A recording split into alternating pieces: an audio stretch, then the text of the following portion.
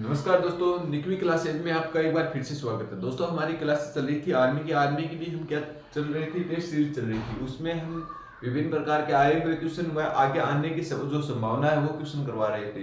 तो आज की सीरीज में भी हम उसी प्रकार से क्वेश्चन लेकर आए हैं। कौन सा क्वेश्चन है? कौन सा रक्त समूह है सर्वग्रही होता है? मतलब साइंस का क्वेश्चन है कि आपको बताना है 4 प्रकार के रक्त समूह पाए जाते हैं। ए, बी, एपी व ओ रक्त समूह पाए जाते हैं। उसमें से आपको ये बताना है कि कौन सा रक्त समूह सर्वाधिक ग्रही कौन सा होता है और सर्वाधिक दाता कौन सा होता है। तो इसमें ये पूछा सर्वाधिक ग्रही। आपको इस नाम के आगे अंडरलाइन मार लेनी है कि पूछा क्या है हमें। तो इसमें ये पूछा सर्वग्रही मतलब कौन सा रक्त समूह है जो सभी प्रकार के रक्त समूह ग्रहण कर सकता है। तो जो ए बी रक्त समूह है ये सर्वाधिक क्या होता है? ग्रही होता है। जबकि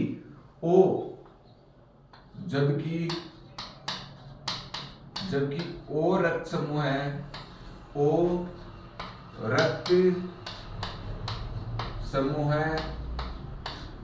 सर्वाधिक दाता होता है, सर्वाधिक दाता होता है, दाता होता है।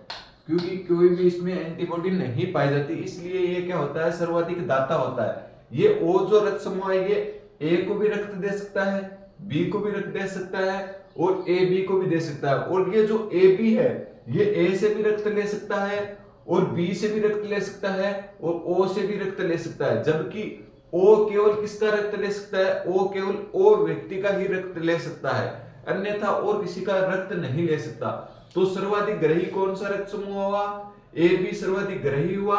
जबकि सर्वाधिक दाता कौन सा हुआ? ओ सभी को रक्त दे सकता है, ए को भी दे सकता है, बी को भी दे सकता है और ए बी रक्त समूह को भी क्या दे सकता है? रक्त दे सकता है। तो ये सर्वाधिक क्या हुआ? सर्वाधिक दाता हुआ। ये सभी को रक्त दे सकता है ओ, और ए बी सर्वाधिक ग्रही होता है जो कि सभी से रक्त ले सकता है। ये था दोस्तों आपका पहला क्वेश्चन। बात करते हैं दूसरा क्वेश्चन। आपको देखने में सरल लगेगा परंतु जो थोड़ी सी भी दिमाग नहीं लगाओगे तो ये क्वेश्चन गलत हो जाएगा।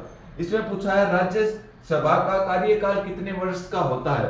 तो मैं बता दूं राज्यसभा का कार्यकाल कितने वर्ष का होता है, आप आंसर बताओ। देखो दोस्तों, लोकसभा का कार्यकाल सामान्यतः कितने वर्ष का होता है? तो लोकसभा का कार्यकाल 5 वर्ष का होता है। ये किसका कार्यकाल दे रखा है हमें? लोकसभा का। लोकसभा का मैंने वर्णन बताया था, अनुच्छेद 81 में लोकसभा का वर्णन मिलता है। लोकसभा का कार्यकाल कितने वर्ष का होता है? 5 वर्ष का होता है। जबकि राज्यसभा के बारे में मैंने बताया था, ये किस प्रकार का सदन बताया था। लोकसभा मैंने किस प्रकार का सदन बताया था? अस्थायी सदन बताया था ना मैंने कल की कक्षा में। अस्थायी सदन बताया था मैंने। जबकि राज्यसभा का कार्यकाल कितना होता है? तो यहीं पे नोट लगा के लिख लो, राज्यसभा का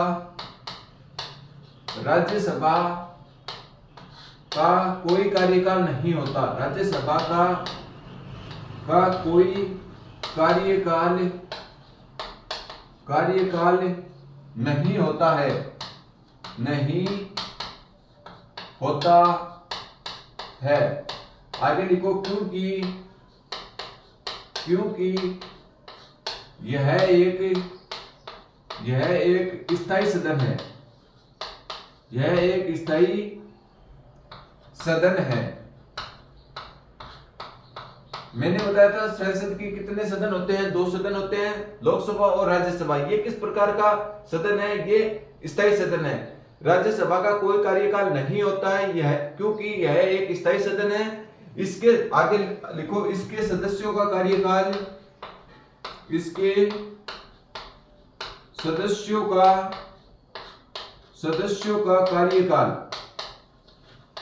का कार्यकाल 6 वर्ष होता है, 6 वर्ष होता है। तो आज से कोई भी क्वेश्चन करे कि राज्यसभा का कार्यकाल कितने वर्ष का होता है, तो आप कह देना कि राज्यसभा का कोई कार्यकाल नहीं होता है, क्योंकि राज्यसभा अनुच्छेद 83 में यह बताया गया है कि राज्यसभा एक स्थायी सदन है। तो इसका कार्यकाल कहां से होगा? सदन का कोई कार्यकाल नहीं होगा। जबकि जो उसमें सदस्य होते हैं उसका कार्यकाल आपसे पूछ लिया जाए तो आपको आंसर क्या देना है? तब तो आपको ये 6 वर्ष आंसर सही था। मुझे पता है हर बच्चे के दिमाग में चल रहा था कि राज्यसभा का कार्यकाल देखा, 6 वर्ष आंसर कर दिया। वो क्या हो जाता है? गलत हो जाता है। जबकि राज्यसभा के सदस्यों का जो कार्यकाल पूछे तब तो आपको आंसर देना था 6 वर्ष होता है।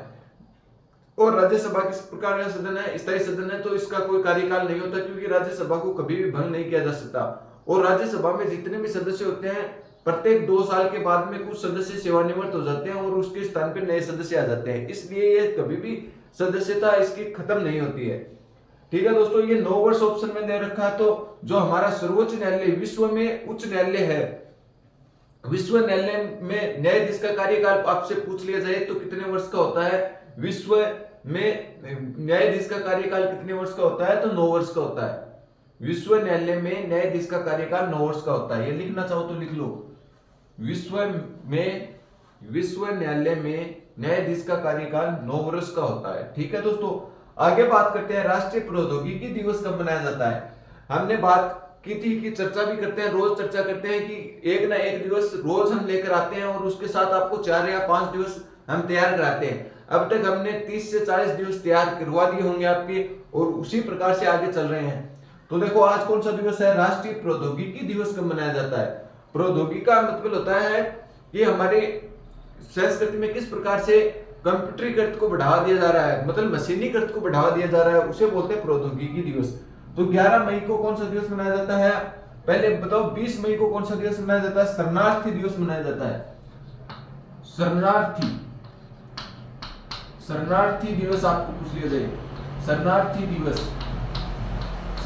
दिवस कब मनाया जाता है, तो 20 जून को शरणार्थी दिवस के रूप में मनाया जाता है। ठीक है दोस्तों, आगे बात करते हैं राष्ट्रीय बाघ दिवस कब मनाया जाता है। ये क्वेश्चन आपसे आ सकता है, राष्ट्रीय बाघ दिवस कब मनाया जाता है, तो 29 जुलाई को, क्योंकि बाघों की संख्या वर्तमान में क्या है, भारत में बाघों की संख्या को बढ़ावा देने के लिए विभिन्न प्रकार के अभियानों की भी स्थापना की जा रही है। तो इसी दृष्टि को देखते हुए और अलग अलग तरीके से सर्वेक्षण करवाए जा रहे हैं, जो भारत सरकार व राज्य सरकारें सभी इसमें काम कर रही हैं। तो 29 जुलाई को कौन सा दिवस मनाया जाता है, राष्ट्रीय बाघ दिवस मनाया जाता है। कौन सा दिवस, राष्ट्रीय बाघ दिवस। तो 29 जुलाई को कौन सा दिवस मनाया गया, राष्ट्रीय बाघ दिवस। और 12 अगस्त को, वैसे तो मैंने करवा दिया परंतु इसी में भी 2 दिवस मनाए जाते हैं। 12 अगस्त को एक तो हाथी दिवस, पहला तो कौन सा, हाथी दिवस मनाया जाता है। और एक मैंने बता दिया युवा दिवस,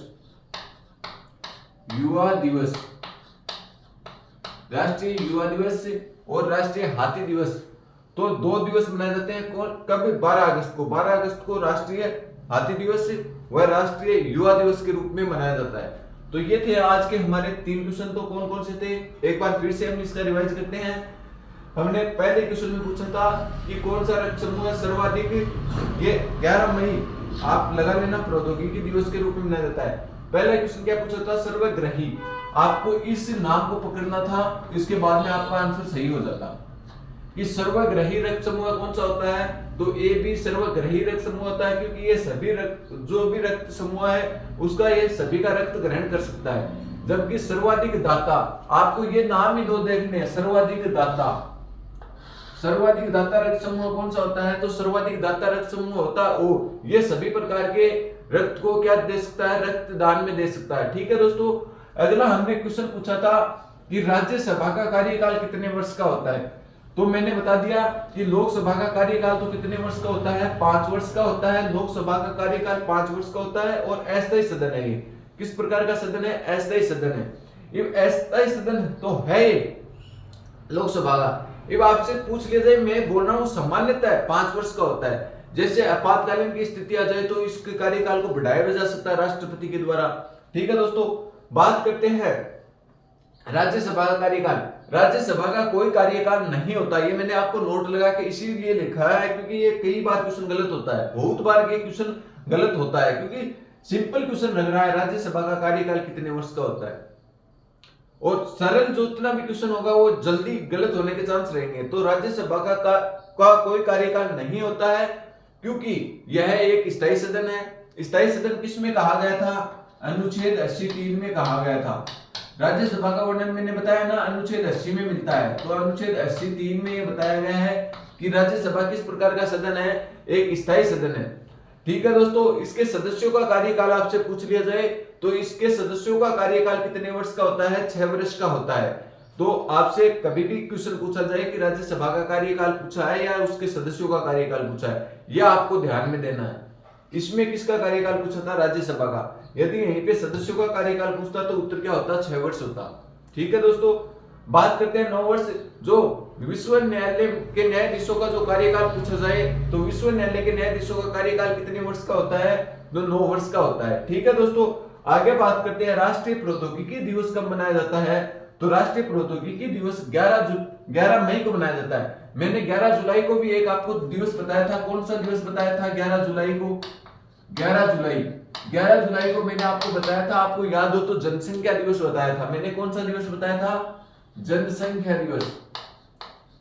जनसंख्या दिवस 11 जुलाई को मैंने जनसंख्या दिवस बताया था। ठीक है दोस्तों, आगे बात करते हैं 20 जून को कौन सा दिवस मनाया जाता है? तो 20 जून को राष्ट्रीय शरणार्थी दिवस मनाया जाता है। जो हमारे देश में शरणार्थी के रूप में आते हैं तो कौन सा दिवस मनाया जाता है? 20 जून को। 29 जुलाई को राष्ट्रीय बाघ दिवस के रूप में मनाया जाना प्रारंभ हुआ था। ठीक है दोस्तों, 29 जुलाई को। ठीक है दोस्तों, एक मैंने आपको बताया था 29 अगस्त को, याद है क्या आपको? 29 अगस्त को। 29 अगस्त को मैंने कौन सा 29 अगस्त को कौन सा दिवस बताया था? खेल दिवस बताया था ना। खेल दिवस। खेल दिवस आपसे पूछ लिया जाए तो खेल दिवस कब मनाया जाता है? 29 अगस्त को मनाया जाता है।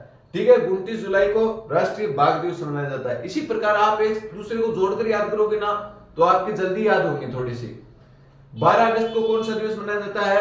12 अगस्त को एक तो राष्ट्रीय हाथी दिवस मनाया जाता है और एक राष्ट्रीय युवा दिवस के रूप में 12 अगस्त को मनाया जाता है। ठीक है दोस्तों, तो इसी प्रकार एक दूसरे को कनेक्ट करके आप भी याद किया करो ताकि जल्दी आपको याद हो सके। एक दूसरे की चीजों को आपस में लिंक करके जोड़ लिया करो, जिससे क्या हो, एक तो कंफ्यूजन की दिमाग में जो कंफ्यूजन होता है वो कम हो जाएगा। जैसे मैंने आपको बताया था 8 तारीख जोड़ के बताई थी, 8 मार्च, 8 अप्रैल, 8 मई, किस प्रकार से कौन कौन से दिवस मनाए जाते हैं वो मैंने बताए थे ना। तो उस प्रकार जोड़ लिया करो कि कौन सी चीज कॉमन है, उसके अकॉर्डिंग याद करोगे तो आपको एक तो याद होने की कैपेसिटी क्या हो जाएगी, जल्दी हो जाएगी, और एक कभी भूलोगे नहीं उन चीजों को। ठीक है, तो दोस्तों एक बार आप इसका स्क्रीनशॉट लें, फिर हम आगे बढ़ेंगे।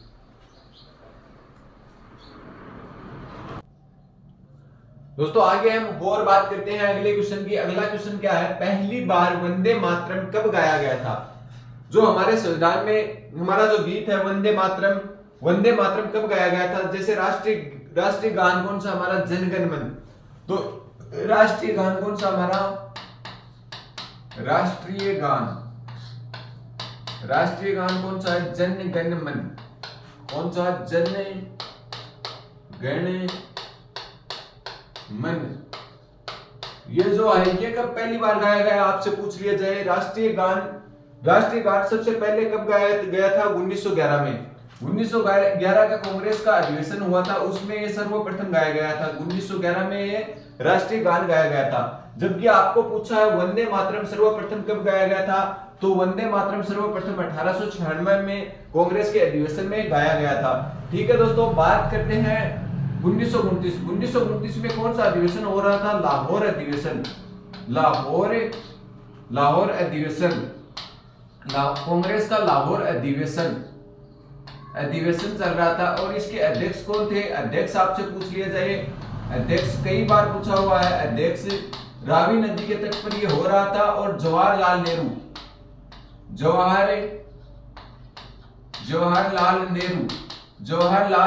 क्या थे? इसके अध्यक्ष थे। नेहरू अध्यक्ष थे। जवाहरलाल नेहरू ने अध्यक्षता की थी कौन से अधिवेशन की? 1929 में। इसमें स्वाधीनता दिवस की क्या की गई थी? मांग की गई थी। सर्वप्रथम पूर्ण स्वाधीनता दिवस की मांग रावी नदी के तट पर हो रहा था और लाहौर के अंतर्गत ये अधिवेशन हो रहा था। इसकी अध्यक्षता किसने की थी? जवाहरलाल नेहरू ने। तो ये कई बार क्वेश्चन पूछा हुआ है कि 1929 के लाहौर अधिवेशन की अध्यक्षता, कांग्रेस के लाहौर अधिवेशन की अध्यक्षता किसने की थी? तो पंडित जवाहरलाल नेहरू ने की थी। ये एक आप क्वेश्चन ध्यान में रख लेना। राष्ट्रीय गान सर्वप्रथम कब गाया गया था? तो 1911 में। और राष्ट्रीय गीत वंदे मातरम कब गाया गया था? 1896 में गाया गया था। ठीक है दोस्तों, कांग्रेस का ये भी अधिवेशन था, ये कांग्रेस का अधिवेशन था। अब बात करते हैं कांग्रेस की स्थापना कब हुई थी? तो कांग्रेस की स्थापना लिखो दोस्तों,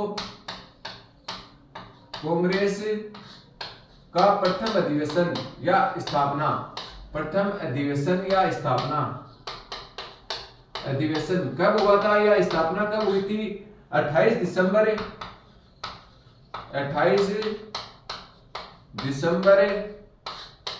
1885 में गोकुलदास संस्कृत पाठशाला में इसकी स्थापना हुई थी 1885 में। ठीक है दोस्तों, कब हुई थी कांग्रेस की स्थापना? 28 दिसंबर 1885 को क्या हुई थी? कांग्रेस की स्थापना हुई थी।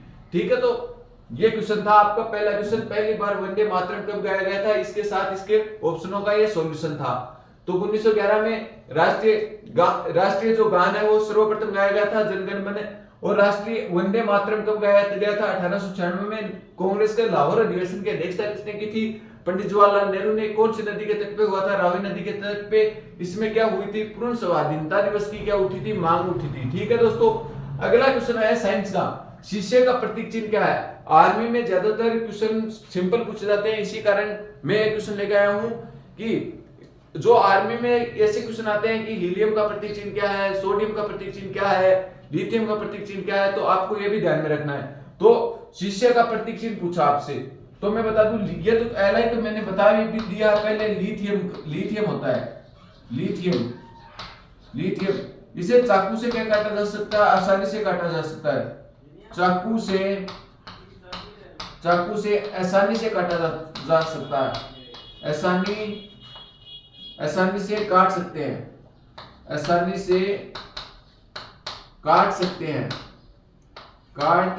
हैं इसको, लिथियम को। ये कौन सा है? ये पोटेशियम है,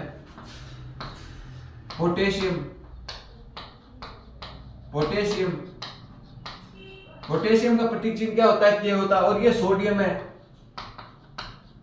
सोडियम। और ये भी मैंने बता दिया, सोडियम को किस में रखा जाना चाहिए? लिखो दोस्तों, सोडियम को केरोसिन तेल में रखा जाता है, केरोसिन तेल में डुबोकर रखा जाता है, तेल में डुबोकर रखते हैं। मैंने ये भी बताया था कि तेल में ही डुबोकर क्यों रखते हैं, क्योंकि ये बाहर के वातावरण में आने से, वायु के संपर्क में आने से क्या पकड़ लेता? आग पकड़ लेता। इसीलिए सोडियम को किस में डुबोकर रखते हैं? केरोसिन तेल में डुबोकर रखते हैं। ठीक है दोस्तों, आगे बात करते हैं शीशा को ही क्या बोलते हैं? लेड बोला जाता है, इसे लेड भी बोला जाता है, पिब्बी। ये इसका क्या होता है? प्रतीक चिन्ह होता है। तो शीशे का प्रतीक चिन्ह क्या है? लेड या पिब्बी।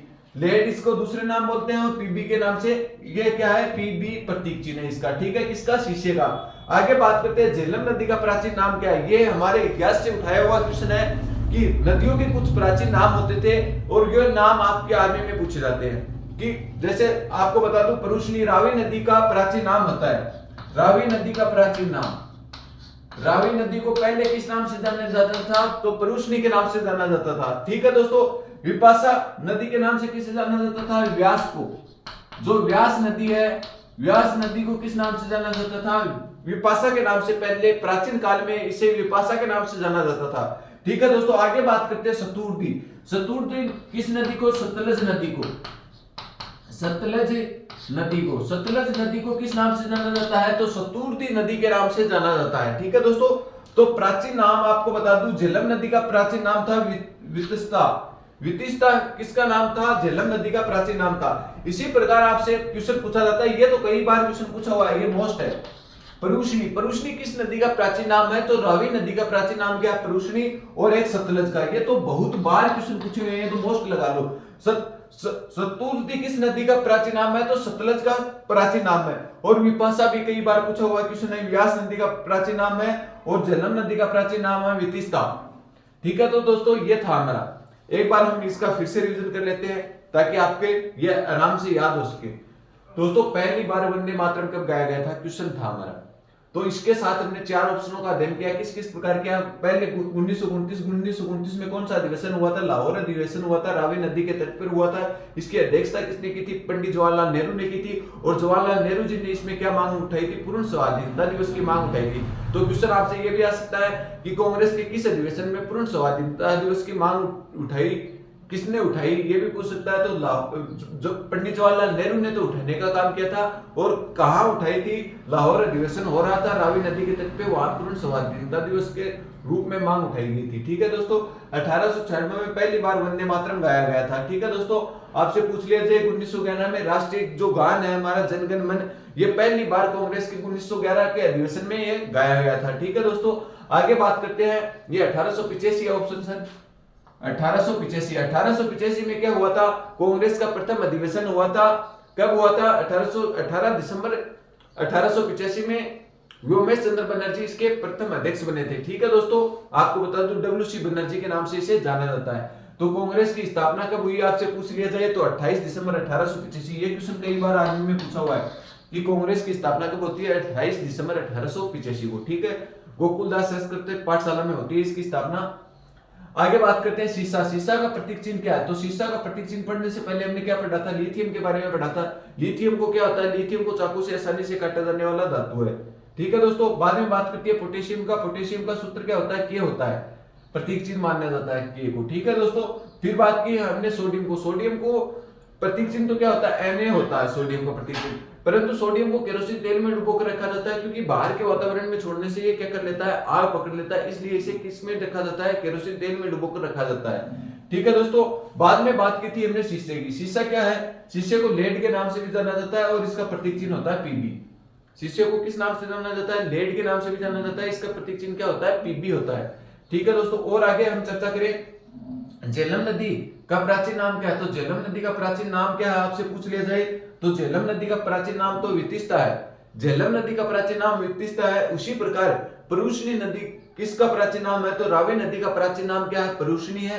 और विपाशा किस नदी का प्राचीन नाम है? तो विपाशा व्यास नदी का प्राचीन नाम है। ठीक है दोस्तों, आगे बात करते हैं सतुर्दी। सतुर्दी किस नदी का प्राचीन नाम है? तो सतलज नदी का प्राचीन नाम क्या है? सतुर्दी है। सतलज नदी का प्राचीन नाम क्या है? सतुर्दी है। ठीक है दोस्तों, ये था आपका आज की कक्षा का जो हमारे जो महत्वपूर्ण क्वेश्चन थे। इसी प्रकार हम हर रोज आपके लिए कुछ अलग अलग क्वेश्चनों की सीरीज आपके सामने लेकर आते हैं। उम्मीद करता हूं आपका जब तक पेपर होगा, जब तक मैं आपको संपूर्ण कोर्स के जैसे कोर्स करवाते हैं उसी प्रकार मैं प्रश्न उत्तरी में आपका रिवीजन करवा दूंगा। और यदि ये प्रश्न उत्तरी आप आराम से देखते हो 20-25 मिनट की, तो गारंटी के साथ करता हूं कि आपको 90% क्वेश्चन इसी से प्रश्न उत्तरी से मिलेंगे आर्मी के पेपर में। आज के लिए इतना ही दोस्तों, धन्यवाद। यदि चैनल पे आप नए हो तो ज्यादा से ज्यादा लोगों को शेयर भी किया करो और आप भी इसे सब्सक्राइब कर लो, ताकि आने वाली भर्तियों के नोटिफिकेशन व इन कक्षाओं के नोटिफिकेशन आप तक जल्द से जल्द पहुंच सकें और आप इसे आराम से देख सकें। दोस्तों, आप ही का चैनल है और आप जितना इसे शेयर करोगे, सब्सक्राइब करोगे, तो हमें भी मोटिवेशन मिलेगा और आपको दोगुनी एनर्जी के साथ आपको पढ़ाएंगे। और हम बार बार ये नहीं कहते हैं आपको, कई तो आप चैनल देखते हो यूट्यूब पर, बहुत सारे चैनल है, तो आप देखते हो शुरुआत से करने लग जाते हैं सब्सक्राइब करो, लाइक करो। ये हमें बार बार कहने की आवश्यकता नहीं है, कहने की जरूरत कहां पड़ेगी। आपको यदि पसंद आ रहा है तो आप जरूर करोगे सब्सक्राइब, लाइक भी करोगे। ठीक है तो दोस्तों,